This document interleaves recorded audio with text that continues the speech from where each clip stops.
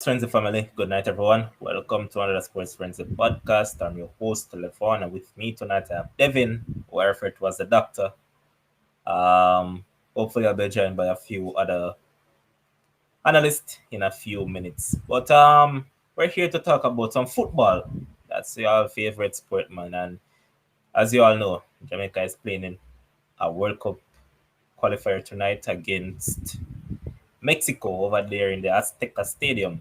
And the Jamaica 11 is as this: Andre Blake in goal, a back four that I predicted, even though I never wanted to see Alva spoil, but the coach stood by him, and it's Alva spoil, Adrian Mariappa, Damian Lowe, and Kemar Lawrence.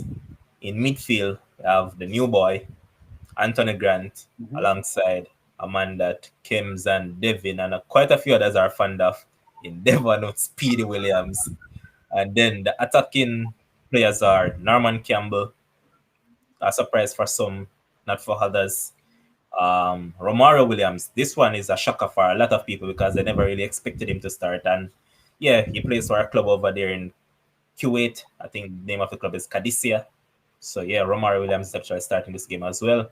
And up top will be Corey Burke, one of Devin's favorite again, and Shamar Boza Nicholson. And as I mentioned last night on the podcast, that he's in good goal scoring touch. So let's just see what he has to offer. And I believe this 11 was selected based on the fact of that the coach probably thinking that a lot of these guys are hardworking. So I think that is where this 11 comes in. Devin, what do you have to say about this starting 11? Well, based on the show last night, the only two I didn't forecast was Campbell, Norman Campbell, and Romario Williams. You know, I didn't see them.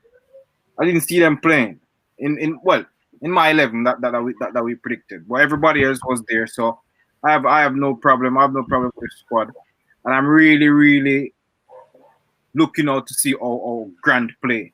I really want to see how he play. Corey Burke is a workhorse, so to speak. So I'm happy that he's in there. He'll fight for the ball. He will make that play, and I love the fact that when he gets on the wing, he try to cross the ball. He try to put the ball inside the box. Because honestly, my style of play, I like to see football. Even though there are some coaches they use different strategy. But Levon, I like to see when midfielders get the ball, they put it to the wings and put it inside the box. I like to see the ball. I know that you love the wing football, man. That's why you love Vinny Jr. No, I like to see the ball. Yo, it's one thing I learned from a coach. I learned from a coach. I'm saying once the ball go inside the box, anything can happen. Defender can make mistake. The ball can bounce up. Anything can happen. It can lead to a goal. So I like when they get the ball on Burke. Once he gets the ball, I like to put it inside the box. Anything can happen. I like the team. You know. So I'm just looking forward to see how they go up against Mexico. Okay. Steven. Good night, boss man. How are you doing? Yeah, man, I'm good. Okay, so I just listed out Jamaica's starting 11. You think this team is actually good enough to get at least a draw against this Mexican team? Yes, with Jimenez not there, and Lozano is not gonna be there. Herrera is injured. So that takes the ball out of the midfield and attack. So I think that and Tapa, it's Tapa style to have a workman-like midfield. It reminds me a lot of Jurgen Klopp sometimes. Obviously not the same quality, but they love workman. They don't like any pretty thing and shift boy, and they don't run back, work. I don't like that type of football, but it works for him. And just looking at this midfield here, it looks like that's what he's gonna do. And I think they're gonna work the socks off, and they can get a draw. Okay. With the starting 11 that you have seen, would you have made any alterations if you were in Tapa shoes? I don't know. I have to have a creative player in my midfield. Maggie, Lamar Walker, somebody that can beat players and can actually pass the ball. But the problem with all the creative players in our team is that they don't run back defensively. They don't have a good work rate. So going against Mexico at a high altitude, you're gonna have a lot of requirements on your body. I think it's best to stay with the engine room. Nothing wrong with this starting lineup. I like it based on where we are playing and who we are playing against. So I believe that we can actually get a good result in this game to take back home and then just get a result. Beat Panama at home and probably get a draw or even a win against Costa Rica. So at the end of this 3-game window, we'll probably end up on 5 points or 4 points at the least. What do you say about that? We have to keep switched on for 95 minutes. However, it's going to be rough because the high altitude is going to take a toll on the legs eventually. We can't switch off. Alva Spoil tends to switch off at right back a lot. He's attacking, and in the final third we have to be decisive. The last time we were there, we made the right final third decisions, but towards Ryan Johnson and Joby McCall. Poor finishing. Horrible finishing. We have to be decisive in the final third, and we have to be focused defensively. We can't lapse and Alva Spoil. I think the Mexicans are going to try and play through the channels. They're very good on the ball, and Alva Spoil tends to lose his head sometimes. If we can keep focused, we should be able to pull it off tonight. And as I said before, you came on Steam, I was saying that the only alternation I probably would have made is Javier Brown for Alva Spoil, knowing that it gives me more security at the back. This is a man that has been arguably Jamaica's best right back for this calendar year. So I mean that is what I would have done. But I guess the coach is going with person that he trusts, and Alvas is one such person. That is how he is. Yeah, who we trust to have the fitness levels. Because one thing with Alvas, he run from today till tomorrow. He loves runners. I don't know what is with him and runners, but for me going forward, I'm sorry, but Mariappa has to play right back. Mariappa, I saw him against the US against his defensive awareness and his decision when forward. I'm impressed. In a Jamaican shirt for club, I don't know why he has fallen off the boil. To be honest, though, Stephen, you're saying going forward, right?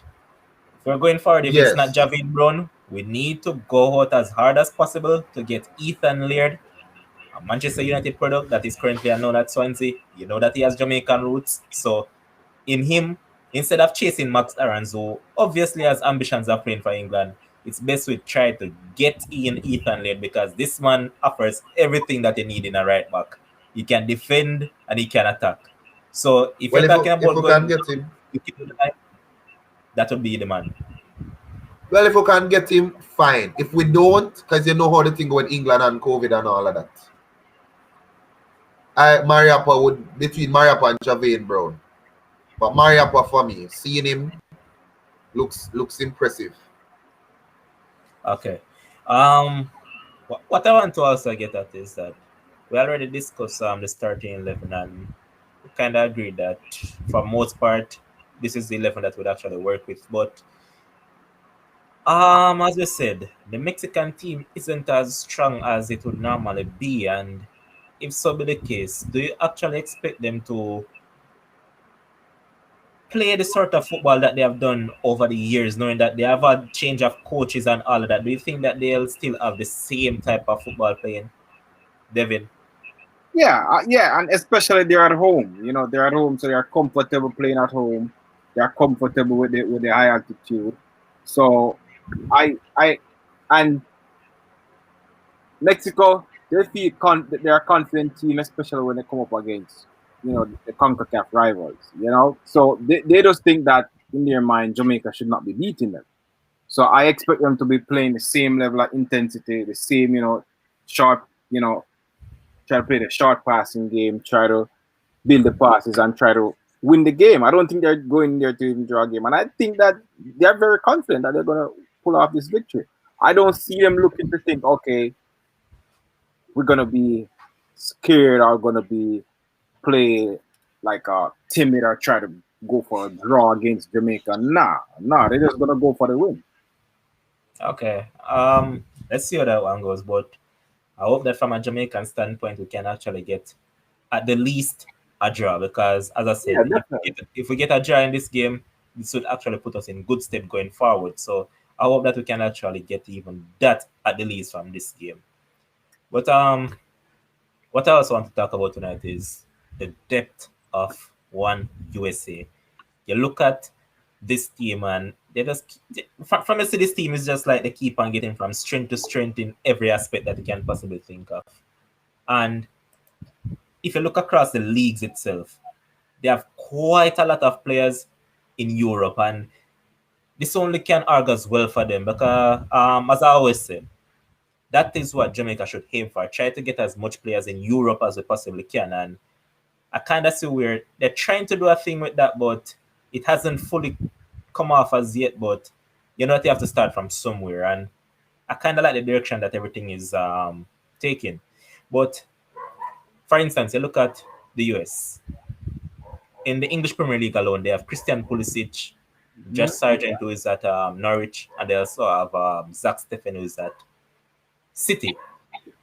Now, in those guys, you know that you have Premier League quality right there to add to your team.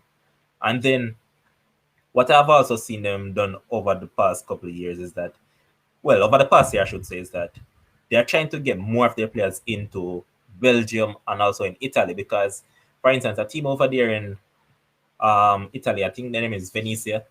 They have around three players there. Gianluca Busio, who played against Jamaica in the just concluded Gold Cup. He's now at Venezia. They also have another guy, and I don't quite remember the name right now, but they have at least three players in Italy. So if you look at it from that standpoint, you can see where they're trying to spread it right across the board, where they're trying to get more players into Europe than just keep on focusing and having them just solely in MLS. So Kim, so welcome to the show, boss. I'm just looking at the strength of US, and I'm saying that this is what Jamaica should aim for in terms of if they want to improve Jamaican football overall. In terms of the local players, they should aim to try to get these players in Europe as well. And some of the other players that that I was forgetting. If you look in Germany, you have a Joe Scully who's playing at right back for Borussia Mönchengladbach. Started the season against Bayern Munich, and I'm sure that you remember that game, Devin, because Mhm. you actually bet Mhm. on that game, and Yeah, man. Remember that game, man? he gave a lot of trouble to Bayern on that day. He was playing right back, I believe it was. And then you have Chris Richards, who you know that he's at Bayern, but he's now on loan at Offenheim. You have a Taylor Booth is at Bayern in the academy coming through. You have a Tyler Adams who is at Leipzig. They have a Giovanni Reina who's seen as the next star boy for them. He's at Dortmund. You have John Brooks who plays week in, week out for Wolfsburg. For Wolfsburg, yeah. You have Julian Green who plays for Greater Fürth, and you have Timothy Chandler who plays for Frankfurt. So, as I was saying, they have quite a lot of quality players coming through, and they're spreading across the leagues. It's not just one particular league. So, if you look at it from that standpoint, wouldn't you say that they're trying to create a formidable team going forward that can actually dominate Concacaf? Starting with you, Kims. Um, well, the thing is, before me even answer the question, right? With the comparison we see Jamaica trying to do that. Like the US them have a coach, right? I still don't think Whitmore is it. Like I know, he's a play for the team, and he's gotten better.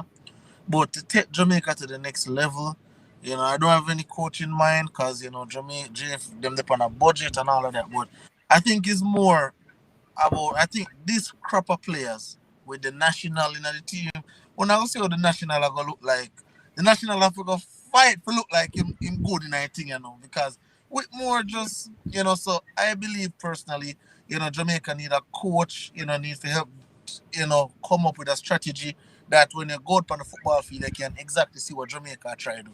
Like when US are play, whether them play ugly or whether them win ugly or them win pretty, like you actually know what the US are doing, and I don't know if it's because the players are in the teams or you tell me about. But when I'm watching Jamaica, you know, majority of the time, when I really see what going on. But to answer your question, I believe what I believe really light the fire under US is when they didn't qualify for the World Cup. I think that was a piece of embarrassment for them. And if you know anything about the United States, all if it's a sport when too popular, they want to well in everything, and even on so as a result of that, I just believe that light the fire under them, and they just decided that this won't happen to them again, and then just start building the team. So I believe they'll dominate, obviously, the Concacaf for the foreseeable future. I would love if the Jamaicans can, upset that, but for right now, I don't see that. All right, so I just gave England and Germany the players they have over there. So I'm not going to look at Italy and Spain. So over there in Spain, as I was mentioning, they have Gianluca Busio, who as I said played for US against Jamaica in the Gold Cup. They also have Tana Tesman and Jack DeVry, who are all at Venezia. They know that they have Weston McKennie at Juventus and Brian Reynolds, a fullback who is currently at Roma. While in Spain now, they have Matt Miazga that Ryan is fond of because he's a Chelsea boy. He's on loan at Alaves. Then they have Sergino Desto, who's at Barcelona. Yunus Musa, who had allegiance to England, but he chose the US over England. And then you have Matthew Happe, who was at Schalke, but he has switched over to Mallorca. So, all right. As I was saying, they seem to be spreading the talent right across Europe. Now, Ryan, you look at the US, and as I was saying, I'm going to ask you the same question that I asked James. Do you think that they're creating a wealth and a plethora of talents that can possibly dominate CONCACAF in the coming years, knowing that all these players are pretty much young? Well, their talents are all across Europe in the top leagues, in the top 5 leagues. So it goes to show that they do have the talent to dominate. And I remember some years ago, about 5, 6, 7, maybe more years ago, I asked a question because I realized USA MLS had a draft system. You go school and you get drafted, and by the time you're 20, 21, 22, you're just becoming a pro. I guess USA realized that football is not like basketball, and they were behind the 8 ball where football was concerned.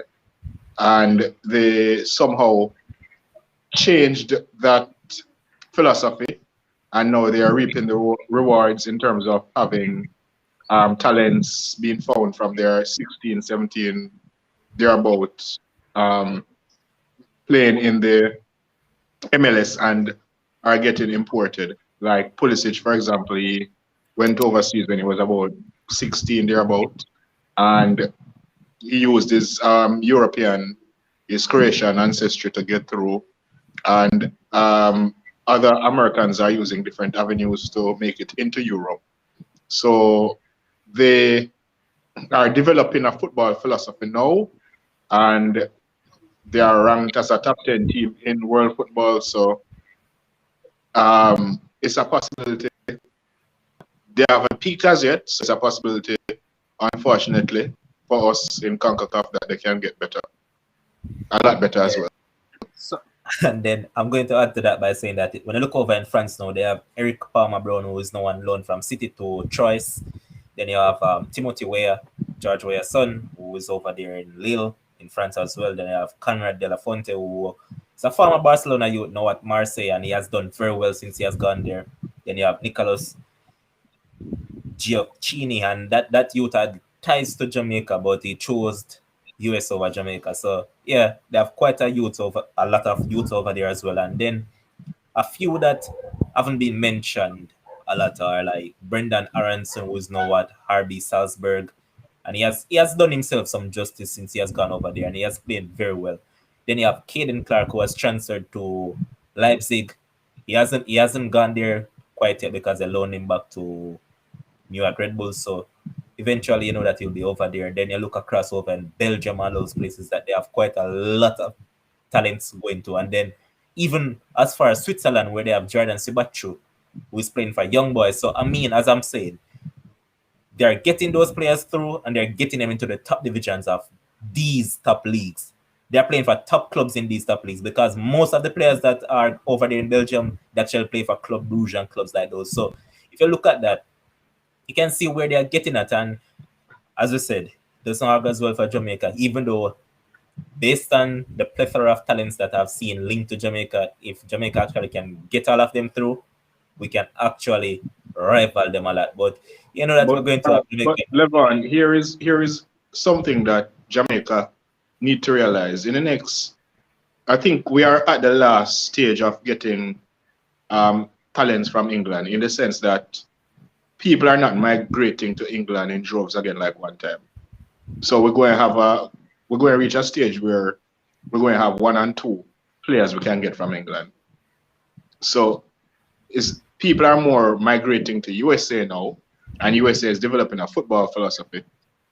So instead of getting talents from getting I don't want to say what left, but the ones that come make the USA, the English team, we get those players. It might reach a stage where we get the ones who come at the USA team playing for Jamaica, and Jamaica need to actually realize that we need to develop a football philosophy before it becomes worse. I don't know if they're looking at the long-term plan as though I'm looking at it, but it's something that I think they should look at and try to develop proper talents within the country.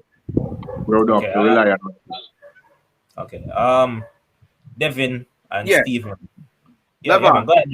Yes, I want to say something with this. All right. So I work at a middle school here in New York City. Right, middle school is from grade 6 to grade 8. So they have this soccer program. They call it US Soccer for Success. They try to bring it in the school.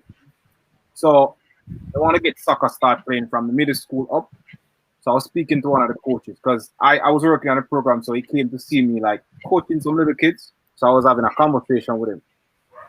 We started talking about Jamaican football, US football, but he was saying within the US soccer program, a part of the philosophy that they were having was they were thinking beyond like Concacaf. They want to make US soccer be like a top 5 sport in US within the next 10 to 20 years.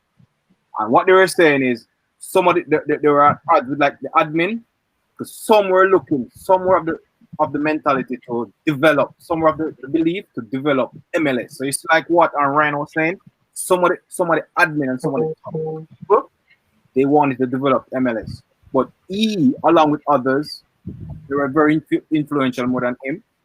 They were looking to like get the players in the top leagues. They were of the view that, listen, MLS is there and it's good, but the way to go is to get the players in the top leagues around the world, and that's how the football will develop. So yeah, Devin, to substantiate that point, right? If you look at what they're also doing, is that getting in top professionals who are, you could say, still in their peak years, and actually those players are helping to build MLS while also giving dedication to the younger players that are within those systems. Because you look at a man like Drew that they recently got. He was over there in Zenit before he transferred to a team over there in I don't remember where it was, if it was Spartak Moscow, one of those things, but he was at Zenit at first, and then they got him in and he's like 26, 27. So I mean, they're getting in these players, top professionals that can actually pass on the education to the younger folks. So within that, it's helping to develop the younger players. So yeah. And he said that was a part of it why he said the soccer was moving, because over the years you have some folks there who are still of the view that, guess what? To move US soccer is to get MLS to a high quality. But now it's like the majority now see where that's not working. So the focus is now on what y'all talking about now. Get the players in the top leagues over there, and the only way, and this is the final thing I'm going to say, he said that the only way we'll get the young ones into like soccer is like people seeing US being real successful on the world stage of soccer. Because his view is that when you think about them wanting to be a basketball player, you can see where, okay, you know, the average basketball player, US is very good at it. Like for soccer, you want to see US not just being dominant, because they weren't thinking about like Concacaf. They're not thinking about dominating Concacaf. They're looking about being good on the world stage. Yeah. Okay. Stephen, anything to add to that? Just another point to add to what you guys are saying. I watched the US Gold Cup team, and some of those players were from the MLS, and I could see a defensive identity every time US went out to play. The stars that came to play the friendly against us when Jamaica played them the other day. I heard that those players are playing together from their probably late teens. So if you notice the passing and the movement, they didn't have to second guess. Only some poor And I mean, finishing let them down. Yes, when you look at how they move into space, everybody knows where to go. And what is frightening is that the BRC team, that some of the players that are left to develop in MLS actually know the US identity. And so when they come into that team, if for instance some of the stars are injured, you wouldn't know, although there's a drop in quality. US has a defensive identity, a midfield identity, and these youngsters are playing together from their small. I don't know if you know which club this young man plays for, Acosta. I think he wears the number 23. That man Kenny is an Acosta. engine. Yes, I'm not sure which club he plays for, but that man is an engine and he's not in the major 11 that US would put out. So I'm saying Plays for Colorado even the French players are scary. So I Level, think what sorry. Jamaica needs to do is to mirror what Craig Butler is doing. Get the youngsters trying to get an identity. Of course, we can try with Manning the same way now. Some of the youngsters that you have 3 or 4 camps with them for the year. Teach them how to do basic facets of the game. That would have to be raid in England every 4 years. So, Ryan. Yeah, go on, Ryan. I think it was Casey Keller last week or this week, I don't remember when, who was speaking about Zach Steffen, and he was saying that within the next year or so, he thinks if Steffen is not getting much game time at City, he should leave, because that goalkeeper that kept in the Gold Cup will be gunning for his spot. Because that goalkeeper is getting game time at his club, and he might even move on to a bigger club, who knows. So he was saying that stick up in a minute, Ryan. I'm also remembering that the backup to Zach Steffen with Ethan Arvart, he's not Nottingham Forest, and he's going to play for Nottingham Forest on a consistent basis. So if Arvart is playing more than Steffen, you know that Arvart is going to get his place. Remind me of the goalkeeper name. Was it Palmer or something like that? I don't remember. The one that kept in the Gold Cup. I'm going to check it, but continue. Yeah, man. He was saying that even though we were mentioning top European leagues and so forth, you still need minutes, because if you're going to the top clubs in Europe and you're not getting the required minutes, you really won't develop, because the next man who is playing substantial amount of football in the MLS can surpass you based on the fact that he's getting those required minutes to develop his game. So yeah, and you mentioned the Nottingham guy. He's getting minutes, so who knows, maybe the next year or so he surpasses Steffen if he does not get the required minutes. So it's a balancing act in the end, in terms of getting minutes and moving. All right, so Steven, so you said that have 3 or 4 camps in the year and all them kind of stuff, but you know Jamaica biggest problem already. You know the biggest problem always gonna be the money. So where's the money coming from to fund these camps and these brilliant ideas that you have? FIFA camps. FIFA give money for these things. Yeah, that's one. But you see, there's another issue. Why is it that we are almost World Cup qualifying? Did we get a sponsor? Up to a couple weeks ago, they were scrambling around to get a sponsor. So you raised an important point, but the visionaries at the helm are going to strive for growth as well. So it's not just about it. We can get the money if we want. We just need the visionaries to see our way through. Thank God for Captain Horace Burrell. So Stephen previous, right? Like both me and you in the JFF circle, right? And you know, everybody on the panel, we can think them way. So why is it that I'm sure the JFF probably think the same way or along the same lines, right? So the puzzling thing for me is always why is it not being done? We see Politics. Manning Cup every year and the Politics and poor leadership.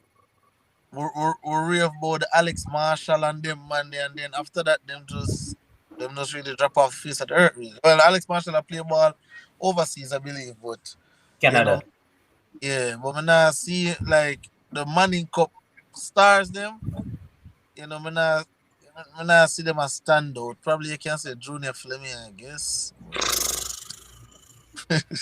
All right. But- Before I move on a little bit, let's say currently Argentina is leading Venezuela by 3-0. Goal scorers are Latura Martinez, Joaquin Correa, and Angel Correa.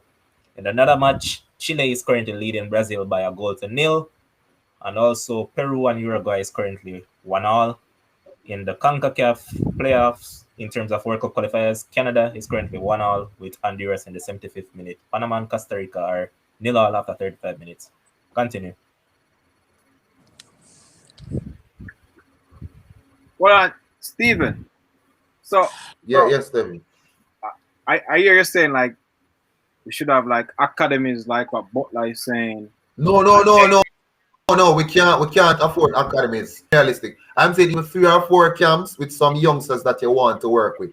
You can't wait till we're gonna play for Jamaica. Yeah. All right. And then you go on to mention about the leadership we don't have. So I'm getting from you that you're thinking if we have a different leader there in the JFF, we may have different results in terms of like sponsorship and getting things more organized. Is that what you're saying? Well, I'm not just talking the leader as in the president, I think he's trying his best. Yeah, leadership itself. But the whole board, I think we need some younger minds who are willing to go out there and go out on a limb. These gentlemen work very hard, but I think they have limitations. They need visionaries at the top. Because if they don't, what we're gonna have, hold on, what we're gonna have is a lot of nice Manning Cup footballers, and then that's it. I agree, Stephen, because you know the issue, Stephen.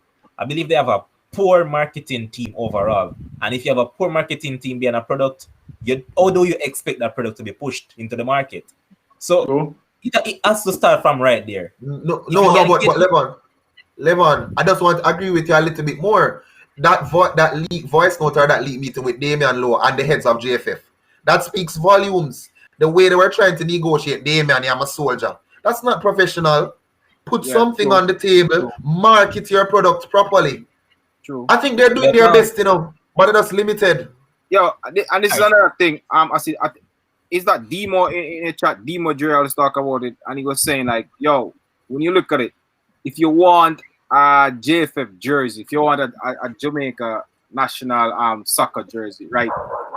Here's the comment that Demo is saying that I remember how many did beat Earl about the jersey them and then you have to. They're telling you have to go buy it in Jamaica. When you look at order it online. When you look at West Indies, right through the cricket thing, they're telling you, okay, you can order these and it's shipped to you wherever you are. You could get your kit. Constantly, they put it out. These are the jerseys from West Indies, whatever. Like Jamaica, I'm sure there are a lot of people here in the US or elsewhere who want a jersey and you could get it. You just order it and get it to you. All right, I want to pick up on a point that Steven just made because it's not just with the JFF, it comes right down to the clubs in Jamaica itself. They take up this. I think it's very stupid because I'm seeing where Cavalier was trying to promote the players the other day. We're introducing the players to us as the fans, and they're going to say, I don't quite remember if the player in question was Dwayne Atkinson, and they're going to say, Dwayne Atkinson, the next Jenna. Like, what the hell? What are you trying to sell to people? What Jenna you talking about? Who the hell knows what that is? That's not how you sell people. Come on, man. Clubs are going to look at that and be like, oh, they aren't professional. And they're willing itself that turn off people. So it comes right down the board in terms of they don't have anybody in marketing to actually I guess their marketing strategy is that football is a common man sport, so a common man will understand the term Jenna. I mean, I'm just trying to make sense of it. But Ryan, who do you want to put billions of dollars behind him? The common man or private Jamaica? Or corporate Jamaica? That's a question. Who do they want billions of dollars from? Us or from corporate Jamaica? That Jenna thing, is that going to bring in corporate? I don't think. But yeah, and there's also. I'm gonna tell you one thing. Hold on the level. I'm gonna tell you one thing Yeah, about. I'm gonna tell you one thing about Jamaica per se. You know, especially as it relates to the Jenna business and all of them little crap they want them talk. You see me? Same thing will happen with Flemings them and thing. Like we have a particular mentality, we have a particular way how we go about things and believe, you know, everywhere we go, them little thing that can work, isn't it? But Jamaica within itself, I don't think Levon said they need a marketing team. Yeah, probably them do need that because me hear somebody say them go on the jersey, like I go on World Soccer Shop to buy a jersey and I one like a digga jersey, me see one like a digga jersey and was that the Gold Cup jersey? Was that the Gold Cup jersey, Levon? I don't know if you see it. Yeah, I never saw it. Yeah, so there's only one jersey and I don't know. I see why I'm named the Macaulay Tolo. You teach him Devin? No, me left them time. You left them time. All right. So I see Jimmy they're on Facebook. I don't know if you know him, but I see him they're on Facebook and he's leveraging for Kemal Malcolm. No. Kemal Malcolm and my boy, right? My and boy. When he play for I think El Salvador, one of them league them a play now. When he play and him a score and him a good goal scorer, good. But every single time this man is called up to the team, he just doesn't perform. Right? So what are we going to pick him from? Are we picking him from the El Salvador thing, or we are picking from the Jamaica thing? Same thing with a man like a O'Neal Fisher. I guess them pick him this time because he's a Georgian and he's a youth of Marriott, but in Gold Cup performance, he should even be in the squad. So I just them look at thing they like me play with Jamaica and me a man say politics, me a man say friend thing, me a man say this and that. But them little thing they what we need for weed out first before we can even move forward with the marketing and that's also me think. Truth. Yeah, that's a fact. I'm going to have to cut the show because you know that the Jamaica match starts within a few minutes. So I want you guys to be able to have enough time to just relax and watch the game in peace, and all our viewers as well to go and watch the game in peace. So it was a short show tonight, and as you know, we just want you guys to enjoy the game. So thanks again, Devin, for coming in. Thanks, Stephen. Thanks, Kims. Thanks, Ryan, for passing through, and producer, big up yourself. All our viewers as well, thanks for being part of the show. Until tomorrow, where we'll be discussing some more international football. Until then, see you. But before I go, just have to point it out, man. One diamond shaft. And I was starting with a win and the anti flick, just looking upwards and up. And the English fans are happy as well because they dumped up a hungry side 4-0 today. And simple beat and teach, man. Yeah, man. And Kems is happy because Big Skip actually scored and it was assisted by the best left back in the world, Luke. Boy. So until tomorrow, peace out, guys. All right.